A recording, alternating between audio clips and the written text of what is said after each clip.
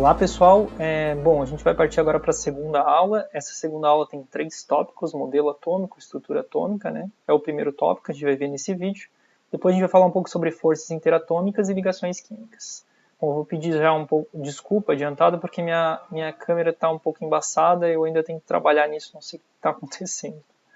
Então, um modelo atômico ele é um modelo de como que o átomo tem sua estrutura entendida, né?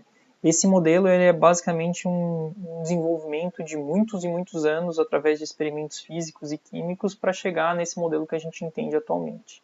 Então, os primeiros experimentos, né, as primeiras descobertas aconteceram lá antes de Cristo, quando filósofos gregos eles acabaram entendendo que um átomo era uma partícula indivisível, né? Seria a menor partícula indivisível, e nomearam o átomo como um átomo, né? Até então, né, a gente não tinha experimentos que davam respostas muito exatas, né, e com grande resolução, até um pulo lá no século XIX, né, quando Dalton começou os primeiros experimentos físicos e químicos aqui e identificou que diferentes elementos químicos tinham diferentes massas e tamanhos. Então ele criou um modelo chamado de bola de bilhar. Cada átomo era composto de uma esfera maciça, né, indivisível, minúscula e com diferentes massas e diferentes tamanhos, né.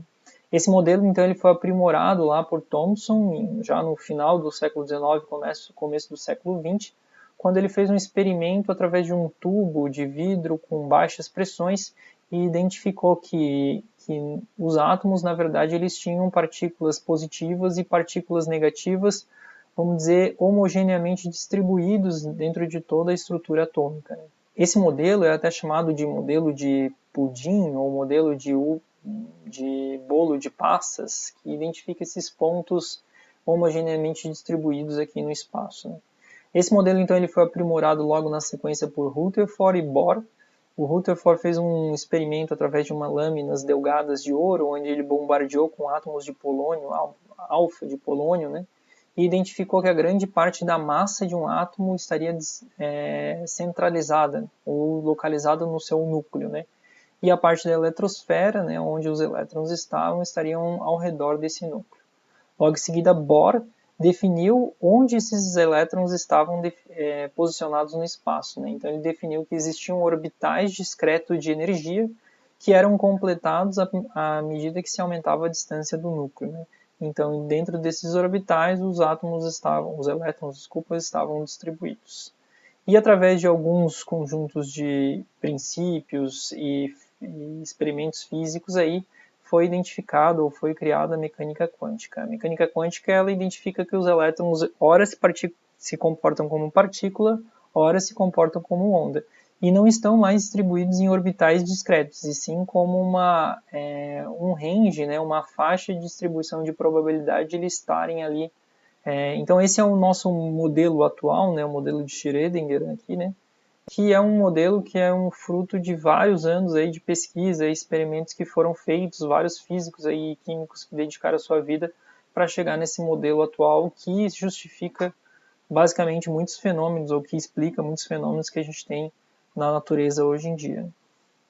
Bom, então resumidamente, né, esse modelo atual aqui, né, nossa estrutura atômica, ela é entendida como 3 tipos de partículas presentes nos átomos: os elétrons, os prótons e os nêutrons, sendo que os prótons e os elétrons são eletricamente ativos, né, sendo que os prótons têm carga positiva e os elétrons têm a carga negativa, né. E os nêutrons são eletricamente neutros, de acordo com o próprio nome diz, né. E a massa de um próton e a massa de um nêutron é praticamente igual, na ordem de 10 na 24 gramas, enquanto que a massa do elétron é 10 na menos 24 gramas e 10 na menos 28 gramas aqui. O que a gente nota é que é um pouco intangível esses números para a gente, né? E o que a gente nota é que esse número aqui acaba sendo bem ordens de grandeza maior que esse número aqui, o que faz nos concluir que a grande parte da massa de um átomo está localizado no seu núcleo, né? E cada elemento químico é caracterizado por um número de prótons, o que também é chamado de número atômico, né? Então esse é o nosso entendimento atual. Além disso, um dos pontos importantes é como que esses elétrons estão distribuídos no espaço, né? Então, a configuração eletrônica que a gente entende atualmente, ela provém de Linus Pauling, que é a ordem de ocupação dos níveis e subníveis de camadas distantes do núcleo do átomo. E as últimas camadas, elas se referem aos elétrons de valência, né? E são bem importantes. Por quê? Porque os átomos, eles procuram configurações mais estáveis. E nessas configurações mais estáveis, eles procuram preencher a última camada de valência. Dependendo do número de elétrons que eles têm na última camada de valência, é mais conveniente para eles doar elétrons do que receber. Ou, dependendo do número de elétrons que ele tem na última camada de valência, é mais conveniente para eles receber do que doar, né? Então, os elétrons de valência basicamente definem qual tipo de ligação química, qual é a característica de ligação química que vai ser o predominante naquele tipo de átomo, né?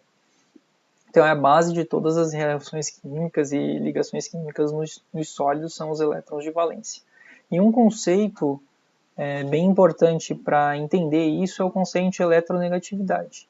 Então, aqui está a tabela periódica. Ele mostra que as setas vermelhas e em azul mostram a eletronegatividade aumentando nesse sentido. Então, esses caras aqui, fora os gases nobres, né, que já tem a camada completa, esses caras aqui são os caras que vão tender a receber elétrons para completar a última camada de valência, enquanto que o lado oposto, que são aqueles que têm alta eletropositividade, tendem a doar os elétrons para completar a última camada de valência. Então, imaginando ou entendendo que os átomos têm comportamento aqui diferente para completar a última camada de valência, a gente consegue fazer algumas suposições de quando átomos de diferentes características se encontram, que tipo de ligação química eles tendem a fazer, né? Então, imagina que dois átomos, né, que são eletronegativos aqui, eles acabam se encontrando, ficam um adjacente ao outro. Os dois gostariam de receber elétrons para completar a última camada de valência, ninguém quer doar elétron aqui entre os dois. O que vai acontecer? Eles vão compartilhar os elétrons na última camada para completar a sua camada de valência, para encontrar um estágio mais estável de energia, né? Então eles formam uma ligação covalente. Imagina que um átomo eletronegativo e o outro eletropositivo se encontram. Então aqui a gente tem um cara querendo doar e o outro querendo receber um elétron, né? Então esse tipo de ligação é um tipo de ligação iônica, tipo de ligação primária e iônica, né? E imagina que vários átomos eletropositivos se encontram, né? São todos aqueles que querem doar elétrons para completar a última camada de valência. E eles tendem a fazer ou formar uma ligação metálica. Então eles doam elétron para toda a estrutura cristalina e acabam encontrando um estado de menor energia lá. Bom, eu não comentei, né, anteriormente, mas vale salientar que hoje, né, a gente já tem equipamentos de alta potência e sofisticados que conseguem visualizar esses átomos ou visualizar esses modelos que antigamente a gente só conseguia configurar através de fenômenos que a gente observava, né, fenômenos físicos ou experimentos físicos e químicos. Então, pessoal, esse aqui é um artigo da Science News, né? Saiu em várias revistas e vários jornais de ciência aí no mundo inteiro, inclusive aqui no Brasil saiu em algumas revistas nacionais, que mostram que alguns cientistas da Universidade de Nottingham conseguiram filmar, né, dois átomos de hélio sobre a superfície de nanotubos de carbono, rompendo e refazendo essas ligações químicas, né? Vou mostrar para vocês o vídeo, né?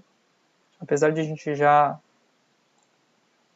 saber o que isso acontece através de vários fenômenos que foram observados, é uma das primeiras vezes que esses átomos foram filmados, né? Vou começar novamente aqui o vídeo. Então, claro, a gente está numa ordem de grandeza bem pequena, né? Então aqui a escala é 1 nanômetro, né? 10 na menos 9 metros é essa distância aqui da linha preta. Então esses dois átomos representam esses dois carinhas aqui em preto.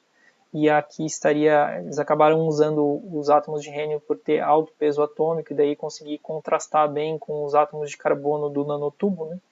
Então a gente consegue ver esses dois átomos desfazendo, rompendo uma ligação química causada por uma excitação externa e refazendo essa ligação posteriormente, né?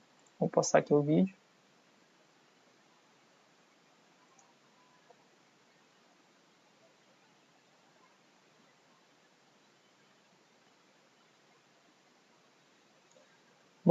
Obviamente a resolução da imagem não é muito boa, mas é uma das primeiras vezes que a gente consegue identificar ou recordar esse fenômeno acontecendo, né? Então, antigamente nossos modelos, né, eram baseados somente em experimentos e agora a gente consegue, pelas primeiras vezes, né, nos últimos anos, visualizar isso efetivamente acontecendo. Então, é um grande avanço aí da ciência nesse tema nos últimos anos aí. Esse artigo, se eu não me engano, ele é desse ano, né, de 17 de janeiro de 2020, aqui, relativamente recente aqui.